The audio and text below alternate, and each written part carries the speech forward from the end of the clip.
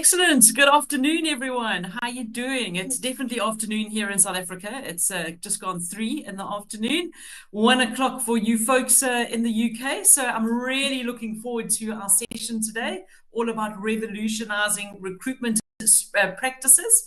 Our special guest today is Jon Stanners. I'm really excited because this guy is super knowledgeable, loads of experience in this space. So, Jon, I'm going to hand over to you to give us a quick introduction, tell everyone who you are and how you marry together the talent space and your AI knowledge. Oh wow! Oh well, hey, hi everyone. Thanks for having me.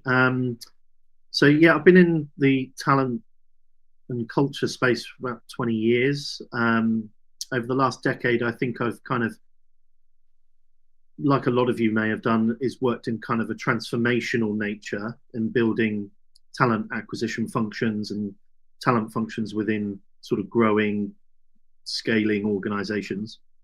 And a large part of that is digital transformation, or it has been digital transformation, tech stacks, various ATS systems, CRMs, various toolings for assessments, etc. And then certainly over the last maybe 18 months with the emergence of AI, we've been looking at kind of automation of systems, automation of workflows, and then of course these wonderful new use cases around generative AI and how that can help recruiters and how that can help hiring managers, etc.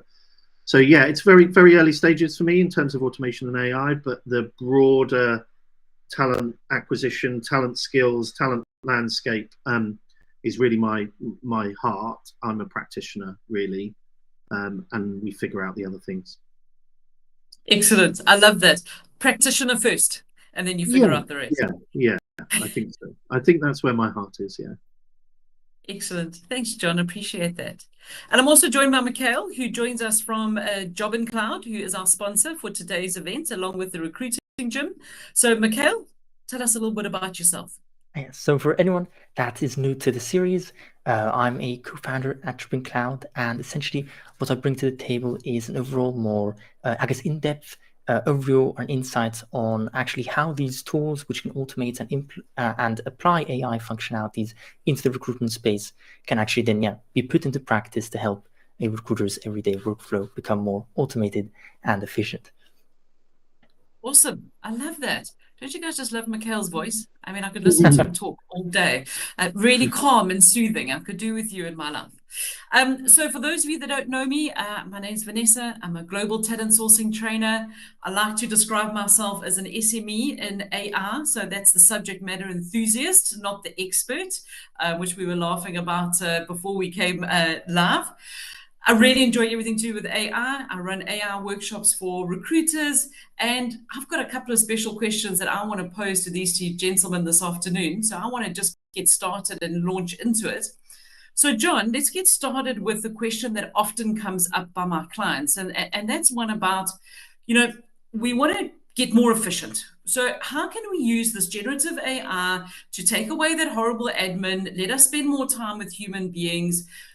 And for me, the question always goes back to, we always have, strive to do this as an industry. But now that there's AI, people think that there's a magic wand. But actually, where is the difference between automation and generative AI when it comes to the HR space? Where do you see the difference coming into play? And if you want to give us some examples, that will be amazing too. Yeah, interesting. Well, the way I'm getting my head around it is to think around the complexity, and repetition, and think about the differences between those two. So in our jobs every day, there'll be lots and lots of repetition. Think posting job adverts, interviewing, scheduling, interview screening notes, nudging hiring managers to give their feedback. All of these all sounds familiar. Also, and it should do for pretty much all of us. It's pretty much the day job in many cases, right? But they're repetitive and they can be automated. And I think part of the mindset is to think about, okay, well, what things can remove the need for a human to intervene in it? And that's where I coined the phrase, kind of this notion of digital and human labor. So what currently do we do now, right down to the task level, that is human in nature, that could be done by digital labor. And then I can think about those things. Now, when it gets more complex and more nuanced, like, I don't know, I want to create a new persona job ad, or I want to generate some content that engages my hiring manager in behaving differently, a tone of voice or something like that, something more nuanced. That's where I see Gen AI playing more of a role. So that's not going to automate the task for me, but I can work with Gen AI to think about, well, this is my hiring manager. This is what I'm struggling with. I'm struggling to get them to engage. What tips and tricks could you give me that help me do that? And then we can go to a deeper layer, which says, could you craft a quick email for me? Could you create maybe a series of nudges that drive the right behavior from hiring managers? That's how I see the difference. So in a nutshell, automation handles routine. Gen AI handles, or is definitely trending towards handling, more nuanced stuff. Okay, I like that. I really, really like that description. That's very clear. And I think for the first time, I actually really understand it. So, Mikel, on that note, when we talk about jobbing, what is it, an automation or is it Gen AI? Yes. So I'd say overall, the more desired end goal, at least I feel like when it comes down to helping make a workflow more efficient, is you shouldn't necessarily make anyone work more to achieve a certain type of goal. So at the end of the day, both should technically become automation. You should both, via automation, apply Gen AI as well as just the regular AI, as well as the regular automation that's already been used. So essentially, to properly automate a workflow and make it more efficient, we're going to need to make the Gen AI features also automated. And essentially, by automating those as well, they allow us to then further expand, as Jon mentioned, the actual detail or advancedness, essentially, of the action that we can then streamline for us. Excellent. And yeah, I like that. I like that. So, Jon, can you think of an example or a user case, obviously without naming anyone, where you have kind of done away with one of those really awful, revolting processes that we have on our desk as recruiters, using either automation or Gen AI, that people could start thinking about who are listening to us and think, right, that's my next. That's what I need to focus on getting better at. Yeah, the one that springs to mind, which I has always been a headache for me as a practitioner, and I would hope would be the same for a number of people on the webinar. It's interview scheduling. Yeah. And not the, think about it as the back and forth. The, are you available, are you not? And yes, some of us might be using various tools like Calendly, etc., to kind of, help that. But it's kind of cold. There's no interaction. There isn't the natural back and forth that we would have as human beings. Are you available at these times? Oh, I can't do this. How about, the chatter, the kind of content of human discussion. And that can happen with AI and automation. The simulation of it is starting to happen. Now, what that means is typically we would hire coordination or operations team members to participate in that task. Now that means, well, that's not needing to be done. So we get minutes, we get hours back. We don't want to remove that person. We don't want to remove that headcount. We now want to retask it. Well, with that extra minutes, time, hours, what are you going to do? And now it might be, I'm going to spend more time with the candidate. I'm going to nurture the candidate through the process. I am going to add in more human touch.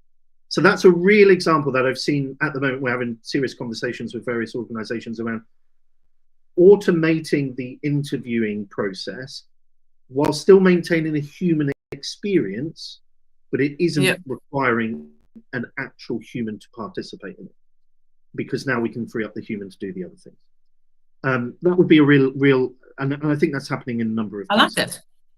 Yeah, because you also need to schedule time to meet with clients. So that could work both ways. Hiring managers, those kind of things. So it's a and also two-way cancellations, street. right, Vanessa? What? Absolutely. The needing to change, the needing to adjust times and things. All of that happens, particularly as becoming much more remote, global in nature, time zones. You know, Yeah. it's it's Time zones routine. are the bane of my life. Well, yeah, right. They really and truly are. So I think that's how I think about those use cases. But you've got to get down to the task layer. You've got to get right down to it. Yeah. Well, what does that look like? How does it happen? Yeah. And it's getting the time to do that, which is also a challenge. Absolutely, absolutely. So when we jumped on a call previously, and I actually think you were still in your summer. I mean, I remember you were going off on, camping, John, and Mikel was dying in like 35 degrees in Italy. And I think I was shivering here in winter when we first started chatting, the three of us. One of the things we spoke quite a bit about was design thinking. And how does that kind of play? It's a term that I hear used a lot, but how does that affect us and what we're doing when we're talking about Gen AI in talent and workforce management and things like that? Mikel, do you want to take that one? Yes, essentially, yeah. This is similar to my earlier answer with the design thinking is essentially, we don't want to make the workflow more complicated. No one's going to go, I guess, yeah, there's always, I guess, a smaller portion of people that are more proactive and say, oh, I want to learn more features and essentially add more work to their table, but essentially increase their overall productivity. So that overall ends up being, I guess, worthwhile. But the desired, or say, ideal scenario is essentially a more design thinking approach where you directly achieve more results via AI without having to actually add more work into the process. Essentially, a task that you would every day need to perform can now magically be automated thanks to using AI, because normally, say, for example, it's a task that in the past required human interactions because it had some kind of variables or complications that couldn't have been automated in a effective or reliable way. So AI essentially should help out in increasing that efficiency, but with the design thinking in mind, because if you then tell everyone, also learn this, go to this page, do this other task, essentially adding that workload, some will do it, of course, but the majority of people are going to be like, I don't really, they're going to be less motivated for that specific aspect. Absolutely. So if you're trying to get someone to do something that's a bit of a chore, it's always a much harder sell, and your change management so much more difficult. And what are your thoughts around that, John? Yeah, it's similar to Mikel, really. I think we need to start with empathy, understanding the beneficiaries of the technology, the stakeholders within any workflow, the users from a design point of view, who benefits, why should we do it? That's also a choice. Should we do it? Should we not do it? So I think there's design thinking for me is about really centering around the needs and the practicalities of the choices we would make, and then what are the outcomes of that. What happens if we do this, and therefore and what happens if we don't, and what happens if we don't. Definitely. So I think start with the empathy and the understanding before the tech, and then make it useful. Don't do it for technology's sake. We've definitely experienced that through digital transformation. We would have all seen technology forced on us that just has not been beneficial. Well, let's take that learning now and think, really, really consider the why, the how, the who, and what is the benefit of it. To be a far more of an inclusive process, speaking to the practitioners, the people on the ground, because so many of the teams that I train are like, well, our hiring or the boss or the director bought this tech stack. We've never used it before, but they blew the entire 12 months budget on this tech stack, which no one's using, but they thought it was a flipping good idea. They used it in their previous company, and that's why we've been lumped with it. So yes, it has to become down to the people on the ground and all of those things. Okay, excellent, gents. Now, another thing that seems to have raised its ugly head, no, I'm kidding. It is a good thing. I was actually asked to do a couple of sessions with clients about this recently, so I got stuck into it. The EU AI Act. Say that, fast 5 times in a row. And so obviously I got ChatGPT to help summarize it and pick up the important salient bits out of it. None of us are experts. The most interesting thing for me is that it's come into play, but it's only going to be enforced from January next year. So everyone's got time to get ready and kind of sort themselves out when it comes to getting all the strategies and processes in place. So what I want to hear from you, Jon, to start with, is what is the number one thing that you are telling people to do in order to get ready for the implementation of the EU AI Act, which is, as mentioned, coming into play Jan 2025? Well, yeah, I'm no lawyer, I'm no legal expert. I do come from this from a practitioner lens, and Perfect. it is fast emerging, right? So we're learning in flight in many ways. Yes, yeah, we're building the plane as we're in flight. Yeah, yeah, I'm sure Mikel can testify to that as he's building Jobbing, right? So yeah. I think what are we advising? I think to my peers and my colleagues, and then to to customers, I think it's about the application of AI through the recruiting process, which is driving the red flags, should we say. And I think it all comes down to bias and how we're assessing talent, and importantly, how we're screening out talent. I think that's the key thing. It's where we are rejecting possible cases that actually have real merit in applying for the job and can do the job and can do the work, and we're rejecting them based on bias or subjective nature stuff. So I think the Act is a good thing. I don't think it is about encouraging slowing AI evolution down or anything like that. I think it's about building trust and about building fairness. So it's probably more about the integrity of it. What's the integrity of it before you go there? So that's how I see it. Of course, I would recommend anybody to then get advice. So if they are, work with internal counsels or anything like that, if they are implementing, particularly in the assessment stage of the recruiting funnel, that we are getting some advice, whether that's from the vendor directly or from your own internal counsel. I think the design thinking part, the mindset, integrity, trust, fairness, it's a good place to start. Yeah, absolutely. If you go into anything with that mindset, then you should succeed. One of my biggest takeaways was the absolute need for transparency. So for companies to be saying that we are using Gen AI to do this in our recruiting processes, and again, to be honest and fair about how they are using it, and transparent, really, really important. Mikel, has this EU AI Act come into play with you gents at Jobbin? Is it changed any way that you are working? Yes, the way I've, like I said, essentially interpreted the EU Act is that it's mostly a kind of legal clarification, because everything that it actually mentions is technically already in play. They're simply clarifying that it also applies to AI. Essentially, they mean that you're not allowed to use data or personal information to prosecute people or to essentially unjustly segment them and essentially, target them for, like I say, either fraud or overall common sense things that are already illegal. So they're mostly just clarifying, at least from the way I've interpreted, that this is illegal both for a person, but also if you make AI use it and then, I guess, parse it through. So it's probably simply applying to legal jargon to say, oh, you can't play the card saying, oh, I didn't do it, AI did it. So they're maybe, I'm guessing they're simply clarifying to say, you can't do that. Also, AI has this specific, except already illegal, and again, bad types of interactions. They're simply clarifying that, also AI can't get away with it, essentially.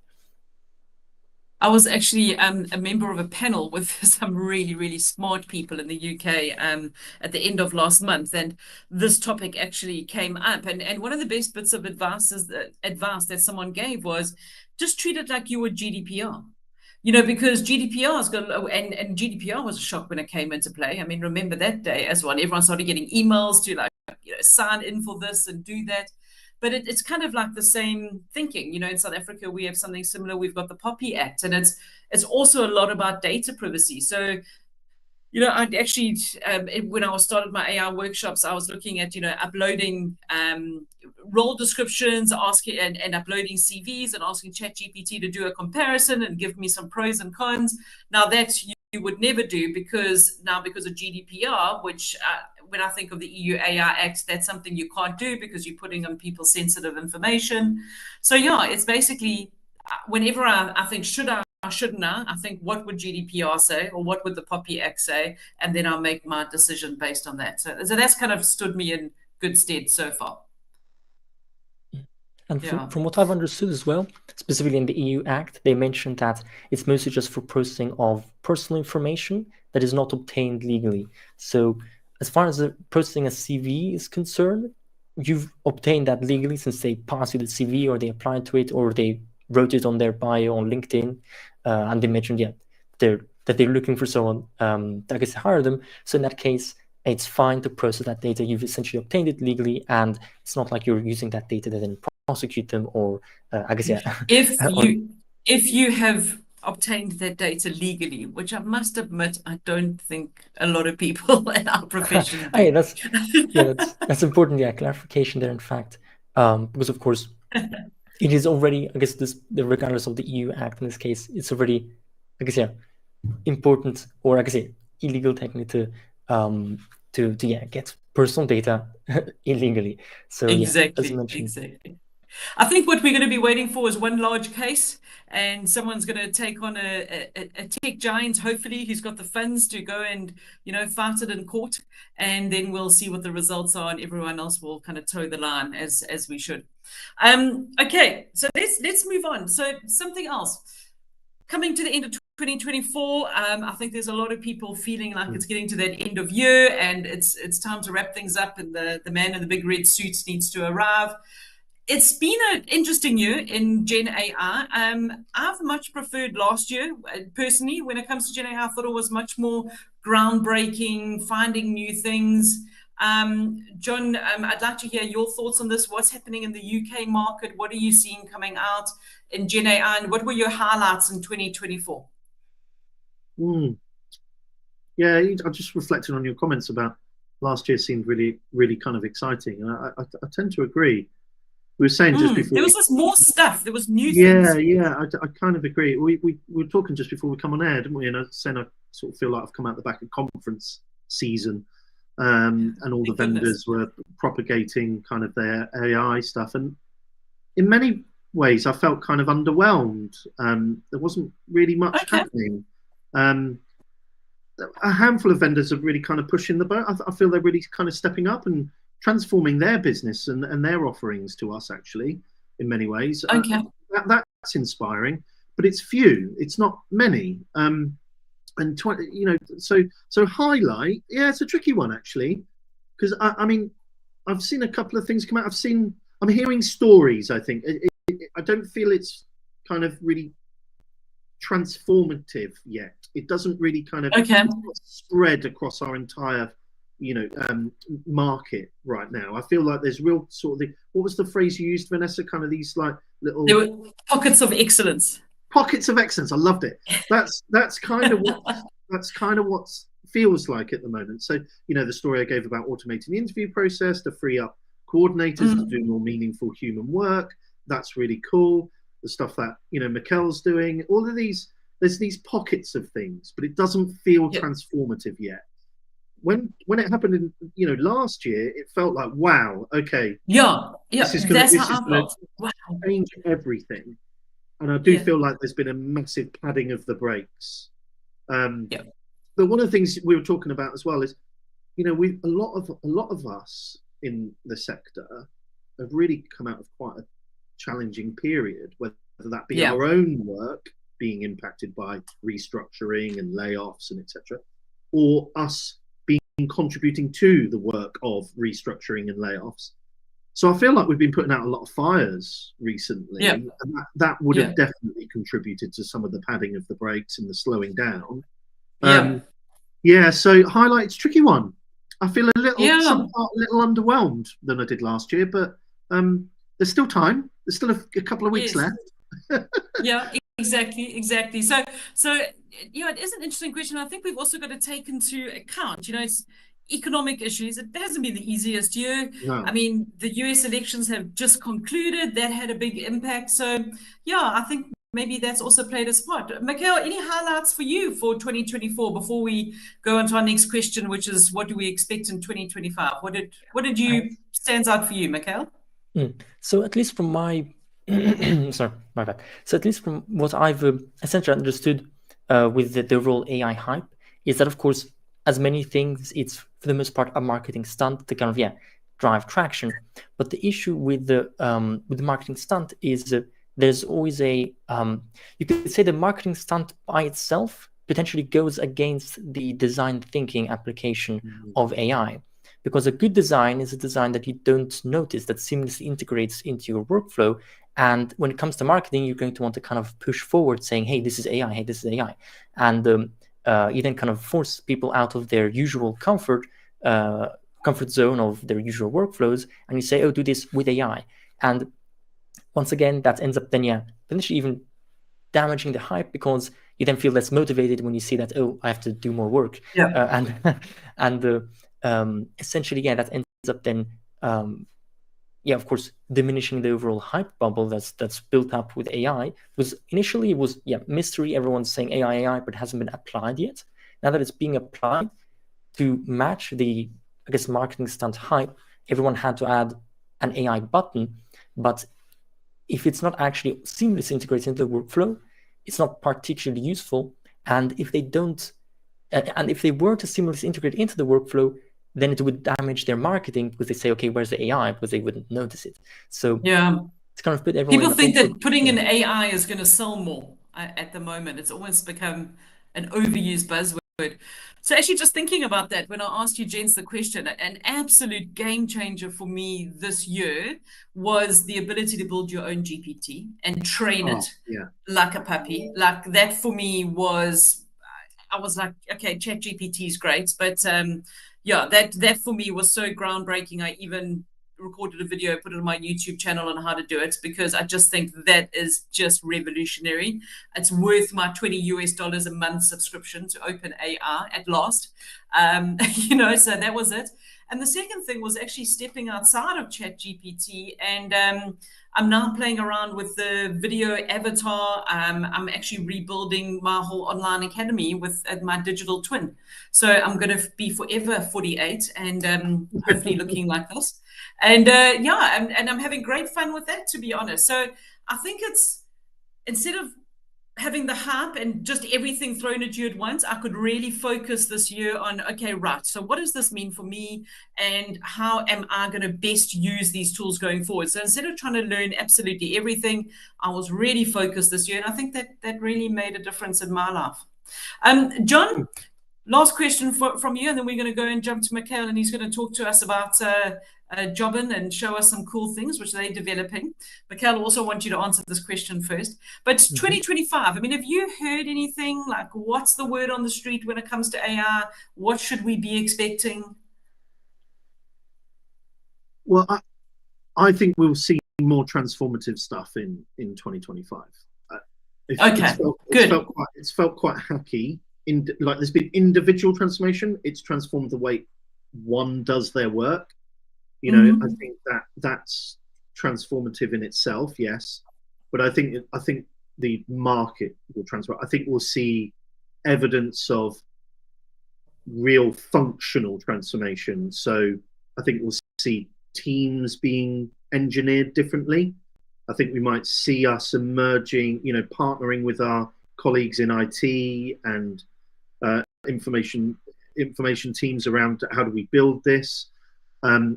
I hope to see more insights and data coming through throughout the recruiting process, as automation can help us access insights and information. Yeah, sure. Which will help us be more informed as subject matter experts in what we do.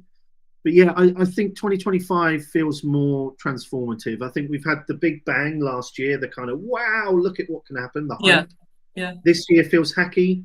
Individuals, like you say, kind of going in and building their own GPTs. Yeah, I like that analogy. Yeah. And then there's a whole load of people who still haven't even looked at this yet. Yeah. They're still not even there. So next year feels more transformative. I feel like it's going to be a bigger year next year. Yeah. Nice. I like that. And I tend to agree with you. I think more people actually get it right in their heads this year for themselves before they actually thought, okay, bigger picture. What do you think, Mikel? And so at least what I think is, at least in 2025 is now when, at least from a software development basis, everyone is now properly been able to actually ground themselves on expectations and reality on, like I said, what the AI hype was about. And they're now actually going to be able to better operate and apply something into it. So of course the hype was exaggerated to help in, I guess, marketing efforts and so on. Then of course, when applying it, no one was able to properly match it. But in 2025 is when I think that, like I say, more companies, more software overall will become more AI centric and closer to that hype that was initially advertised, because overall the marketing wasn't false by itself. It was showing and essentially hyping up the potential of AI. And it, of course, takes a while to actually reach that potential. And as Jon also mentioned, specifically in data processing, AI is great because that's a very essentially labor-intensive task for reporting. You need to get lots of data, and this can help further enhance the effectiveness of data. And we actually have an upcoming feature specifically on that I'd like to then showcase later. But I'd love to jump. That wasn't engineered. I had no idea. I promise I didn't. Yeah, but yeah, jump ahead of ourselves. Essentially, now in 2025, we'll be able to more effectively apply these actions, and potentially there's going to also be a spike more in overall AI agents, essentially like an actual, not just specific process that's automated, but kind of a mini workflow that gets automated as well. And these, of course, are a bit more complex as well, so they might take longer to be properly applicable, or of course they need some, I guess, manual tinkering and interactions to become, I guess, of use, at least on a wider scale. But I think that 2025 will be, I think, the year of, say, essentially, AI agents, or at least a more complete workflow automation on AI. Whereas, like I said, 2024 instead was more on just a basic utilization on prompts and so on. Good. I like that. So, Mikel, do you want to share your screen? Oh, so I was going to ask a question to Mikel. Just go for it. Anticipate further regulation coming in, Mikel? Do we think as it comes more advanced, do you think various countries and geopolitical squeezing of things? What do you think? As far as regulation, I think it's going to be tough, because the main difficulty with digitalization is, of course, keeping things under control. Because if someone, or say specifically with agents, for AI agents in that sense, it becomes much easier to just scale up operations. So the productivity goes both ways, both for actual, genuine, I guess, socially acceptable productivities, but also in more malicious types of aspects, like cyber attacks, scams, and I guess who knows what else could be automated in a sense. And by having AI applied to that, inevitably there's going to be some of that usage for that. So I think that inevitably we're going to have I guess a boom in usages. Then there's going to be a period of, I guess, effectively a crackdown on it, where then everything gets more heavily restricted. I think that's inevitable.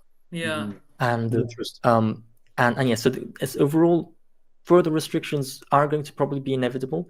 Now, a dystopian vision on that aspect is that it ends up becoming an impact on overall freedom of the individual, because how can you prove that you're not an AI? And the only way to prove it is to then essentially sacrifice certain privacy or certain freedom aspects that you would normally be able to, I guess, have, that you didn't have to now regulate and pass over to, say, administration, to not be passed over as AI. So that's, I'd say, the biggest, say, dystopian approach or aspect that I think, once there's the crackdown on the security aspects.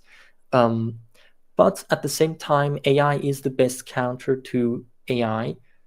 On a more simple aspect, at least a more digestible aspect, you can notice that, for example, with the introduction of Photoshop, there was a similar kind of scenario where they could say, oh, you could just Photoshop a scenario and essentially obscure reality.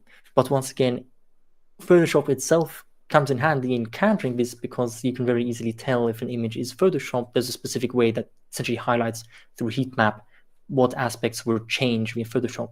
And I'm certain that something similar will be able to be applied to AI. Of course, it's going to have to, I guess, take a while to become more advanced. So, like, for example, right now there's the anti-cheats on exam and the AI aspect, which I think is a major issue. Yeah. Yeah. So I believe that also has a bit of room of improvement, since I can really tell if a sentence was written by AI or not, and I can cause some misunderstandings as well for, like I said, genuine manually written texts that just sound AI-ish.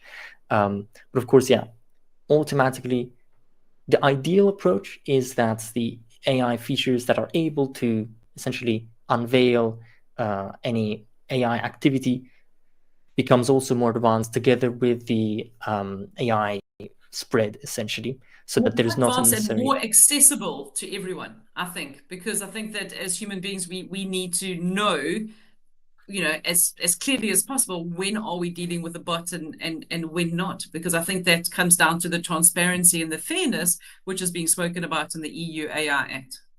John, any thoughts on Mikel? That was great. Thank you. I think what I'm hearing is just more.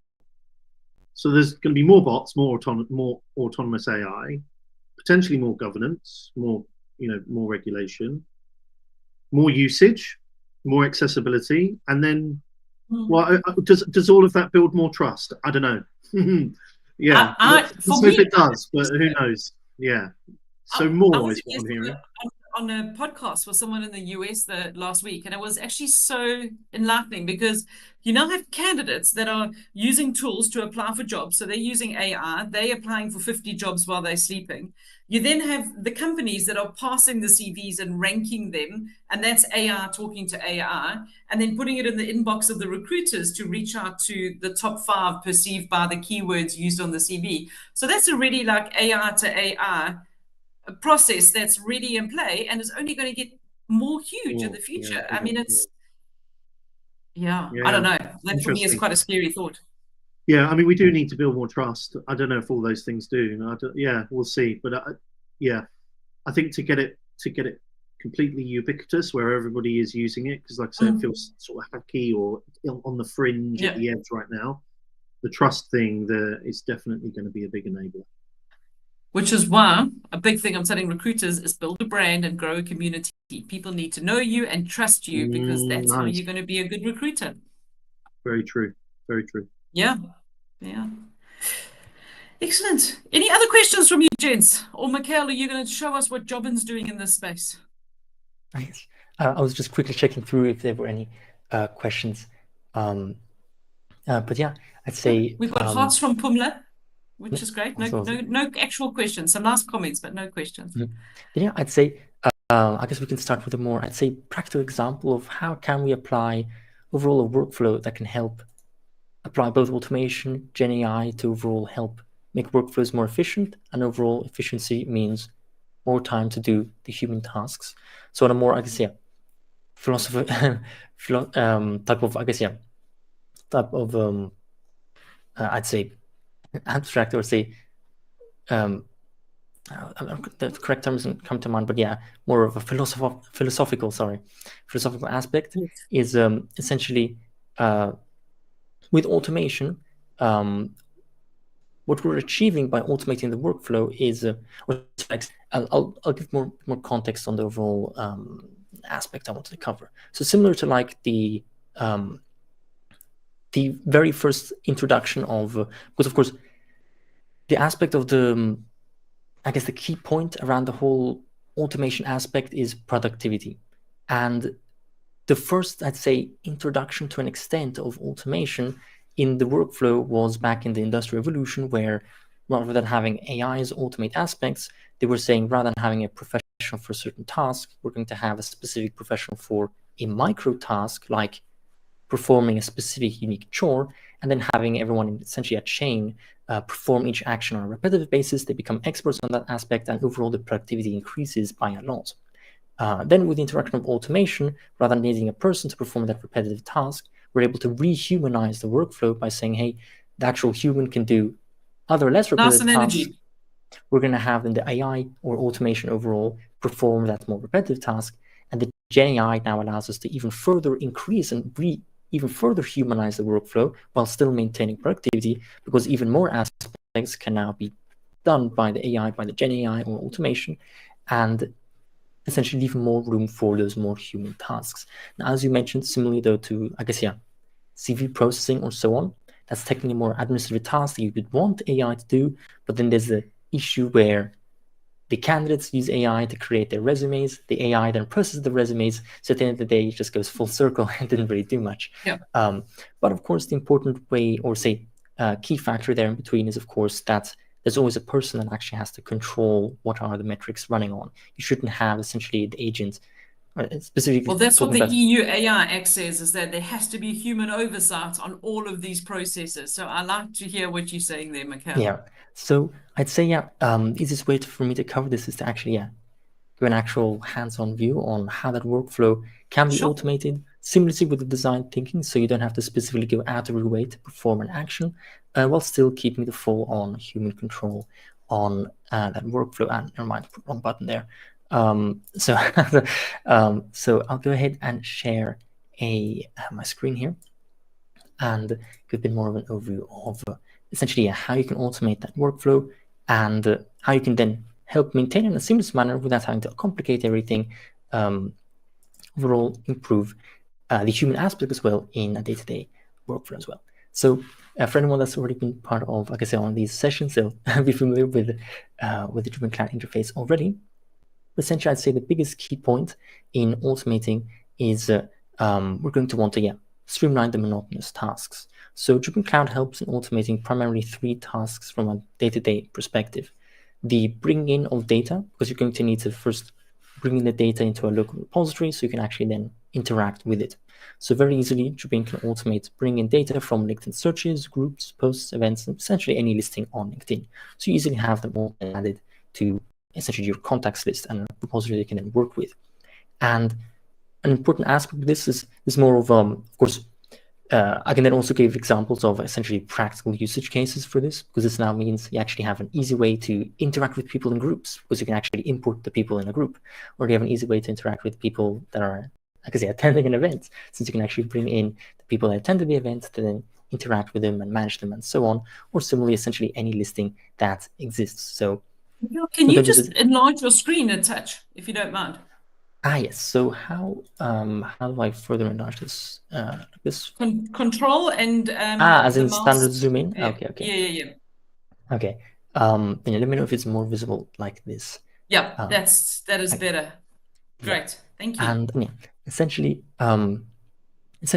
with the initial data that's added into a repository, you've already automated, I guess, the manual task of just bringing in the. So where did you get all of these names from, Mikel?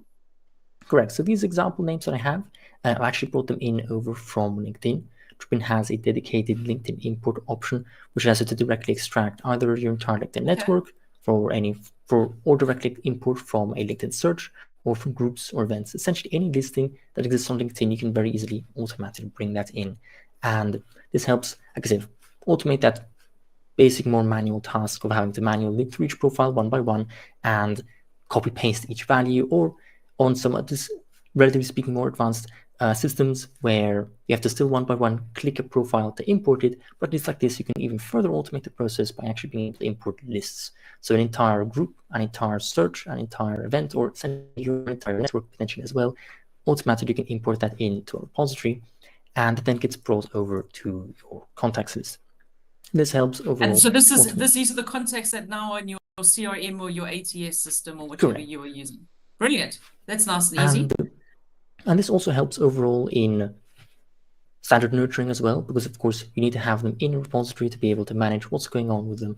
But not to get too much ahead of myself, I'll finish covering this specific aspect. So once you automate essentially bringing in contacts, and there's multiple other sources as well, like X-rays or dedicated people finder. But like I said, I don't want to go too much in detail on each aspect. But essentially, once you have this data in, you have a full profile of these contacts. So you have a nice overview of exactly what's going on. And close that.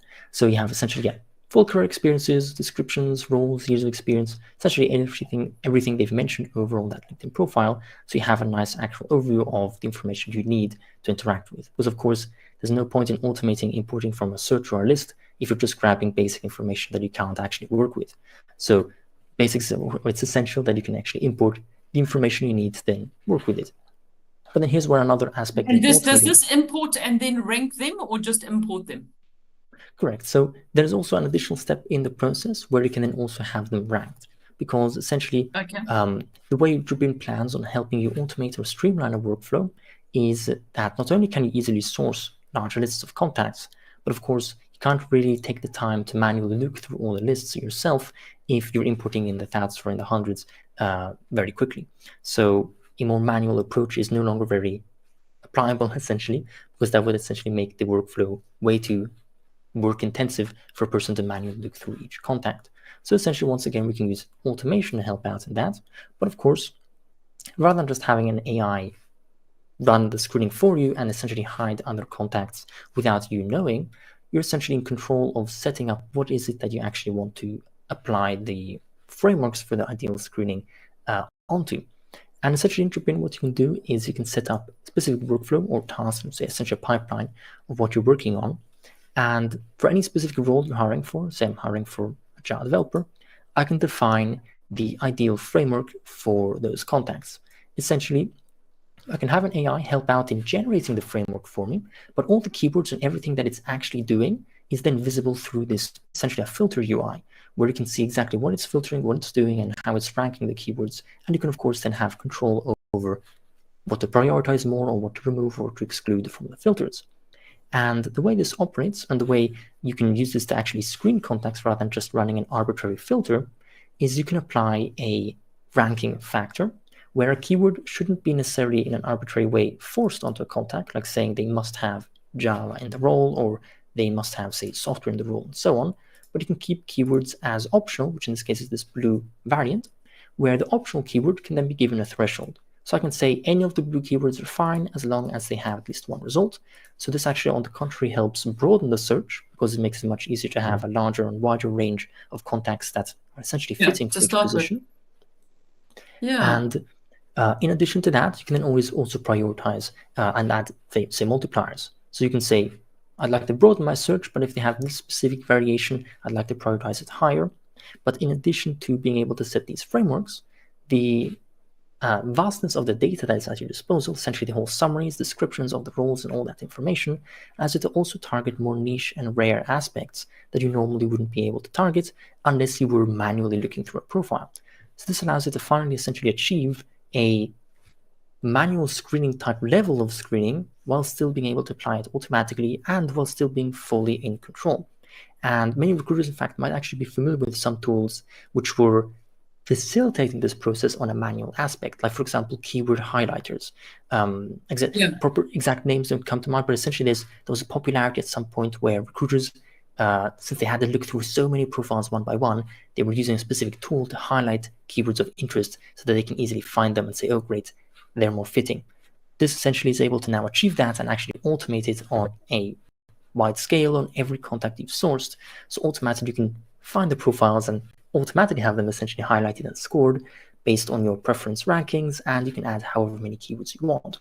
And this applies to even keywords in a summary or descriptions and very, like I said, niche characteristics, including, for example, certifications or other aspects that are often rarely found on a profile. And this is achievable because in the thresholds that you can set for the desirable keywords, you can even set it to 0.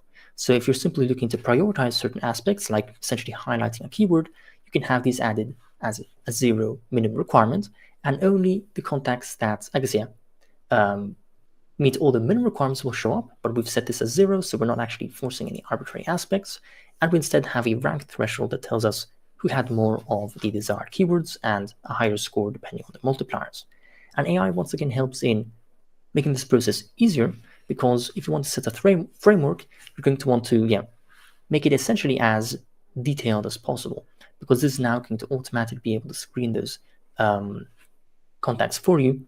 And the more detailed you're able to make this automated screening, the less you're going to have to manually correct yourself by looking through the profile. So any remote keyword... Good point, Mikel. Hold on, I'm going to stop you there quickly.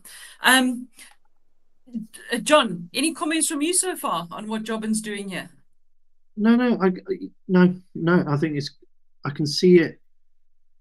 I think, like all these things, I can see the end result of the work that's going in now. Yeah.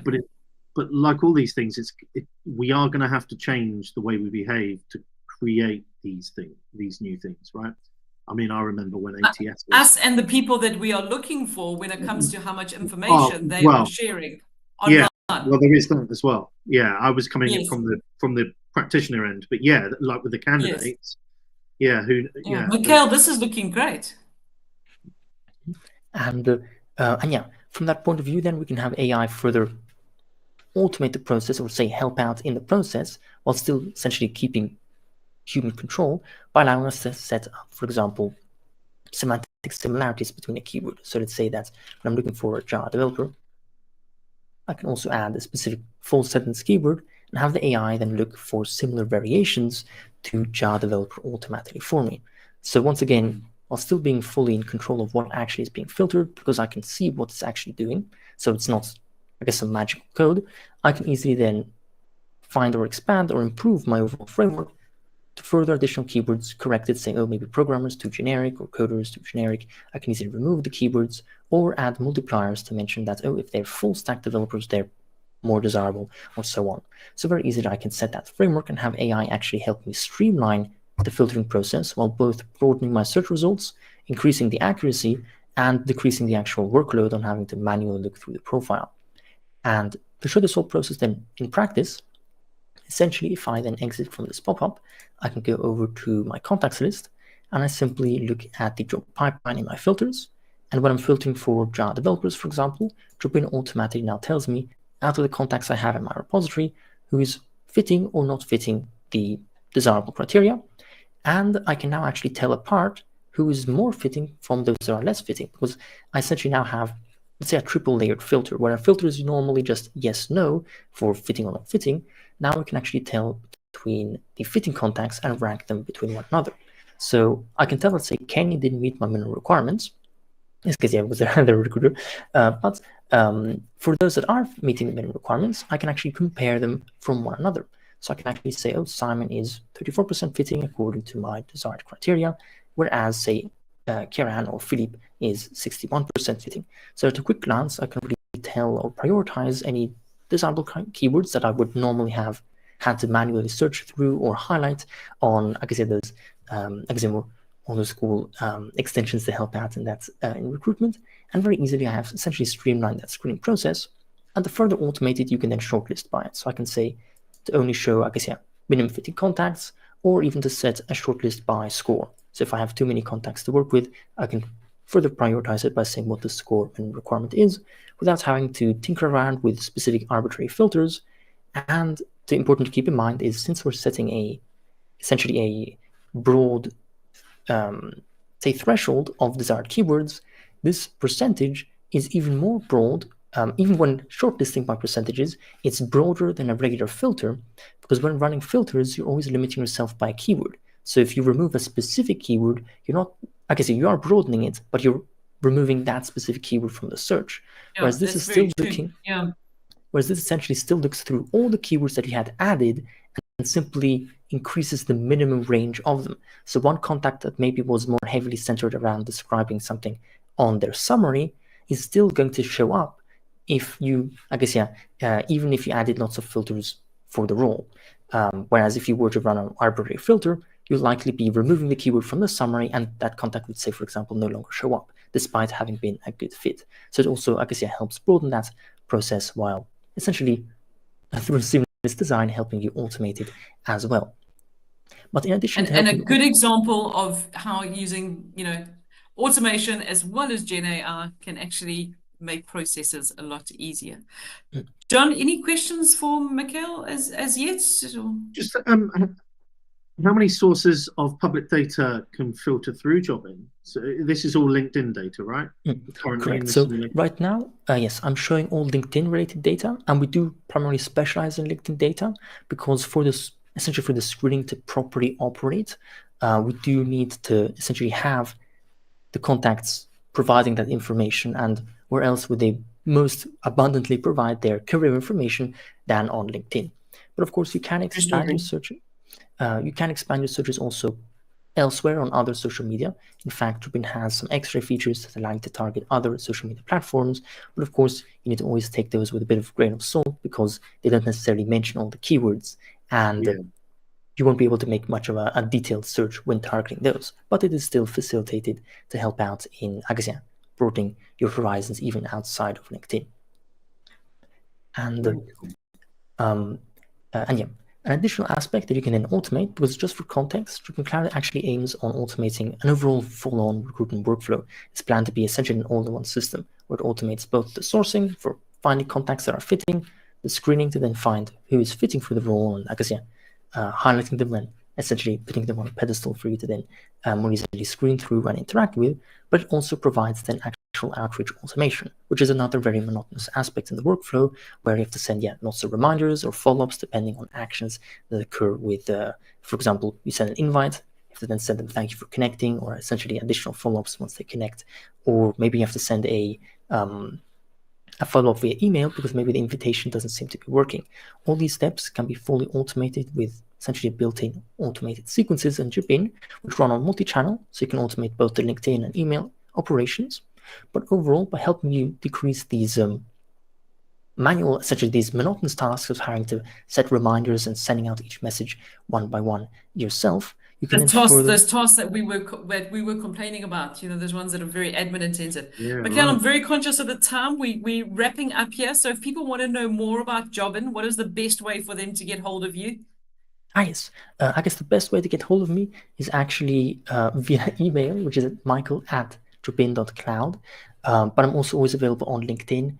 And speaking of which, I'll probably be directly just sending an invitation automatically to any of the attendees to help out in, I guess, getting in touch. So I'll directly be able to automate getting in touch with them. So I guess as a showcase of how automation can help out in facilitating processes for everyone, essentially. Awesome. Sounds good. And Jon, yourself, I just want to thank you for your insights, both of you gents. It's been an absolute pleasure having this discussion with you this afternoon. But how would people get hold of you, Jon? Because I think from a consulting business, your skills are in need. Grab me on LinkedIn. Yeah, connect with me on there. I'm more than happy to chat. I do write as much as I can around my thought leadership. It's not really frequent. I'm not a thought leader. I'm an influencer. I'm a practitioner. I do have a day job. But yeah, please connect on there and I'll happily help out where I can. Excellent. That sounds amazing. And I can see that we're getting the LinkedIn connections, and there you're welcome to connect with any of us on LinkedIn. I suppose it's where a lot of you are watching on LinkedIn Live at the moment or catching a quick replay. But again, gents, thanks so much for your time. We really appreciate it. It's been amazing. And I hope that our paths cross again soon. And if not, all the best for the rest of 2024. Thank you very much. Thanks for having me. See you all soon. Pleasure. Thank you so much.